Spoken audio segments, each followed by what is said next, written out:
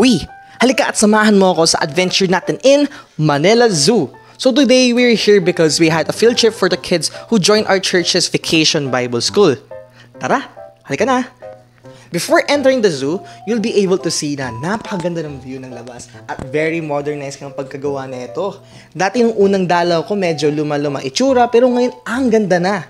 So sa entrance, may kita mo nga agad na dinidisplay nila yung mga savanna animals o mga animals na nakatira sa treeless plains na lugar katulad ng Africa. So mga animals na to ay yung mga tigers, lions, deers, giraffes, at meron din kami nakitang capybaras. So ang laking tuwa ng mga bata. At kami din kasi ngayon lang kami makakita ng capybara. Actually pagkaalam ko may zebra din sa Manila Zoo pero sabi daw nakatago. Pero nakita din namin siya dahil naligaw kami, so di namin sinasadya na makita yung zebra. Pero ito yung picture na nakatago siya sa stable niya. Pagkatapos naman dyan, may section naman na puro ibon. Actually, dalawang lugar siya na section ng mga ibon eh. Yung isa, parang isang malaking dome na maglalakad ka ng paikot, tapos sa gitna, may mga ibon katulad ng blue peafowl at ang Palawan pheasant. Tapos, sa isang lugar naman, nakikita natin doon mga ibon katulad ng eagle, kite, pigeons, kakatu, macaw at iba pang smaller birds. Pagkatapos, dumaan naman kami sa gitna ng zoo kung saan makikita mo may magandang river at isang maliit na man-made island na gawa sa bato. May mga nakikita kaming ibon dito na nakatambay at bigla lang din lilipad paalis. Sa gitna din ng zoo ay puro kainan kung saan pwede kayo kumain at uminom habang nagpapahinga. Lalo na sa init ng panahon na to, talagang kailangan natin uminom ng mga lalamig na inumin. Tamang pwestuhan din siya para magpahinga dahil ang ganda ng view ng iba't ibang lugar sa zoo at ma-enjoy mo iba't ibang view din katulad ng river and maganda din mag-picture-picture dito. Pagkatapos naman namin magpahinga ng saglit, pumunta naman kami sa may primates. Bali, bago pumasok sa primates, kailangan magbayad ng 20 pesos para sa shoe cover. Noong una, actually, nagtaka kami kung bakit kailangan magbayad kasi di namin alam yung dahilan.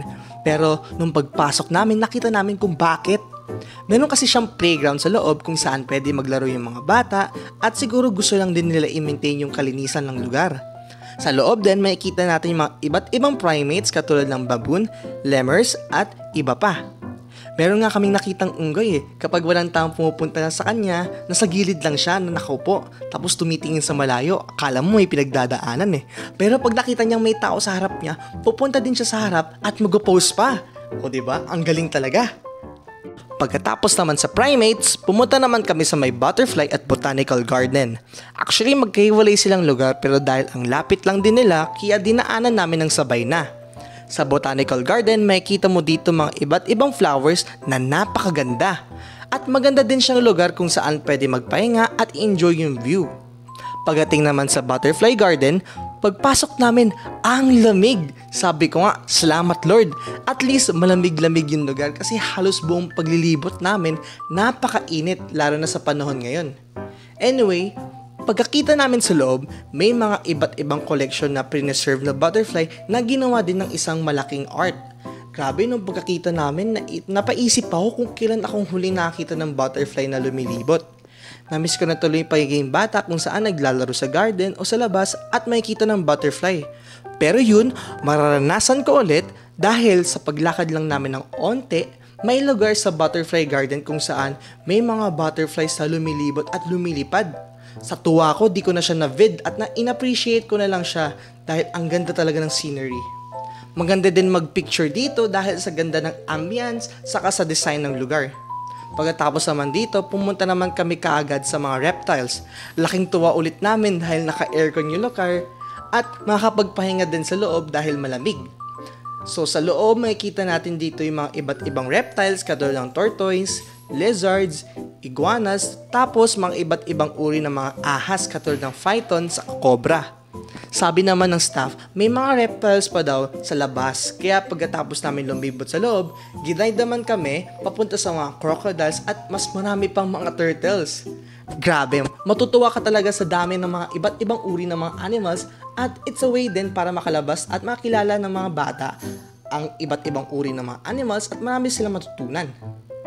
Overall, nag-enjoy yung mga bata at katulad din namin mga volunteers dahil iba sa amin first time lang din makapunta sa zoo.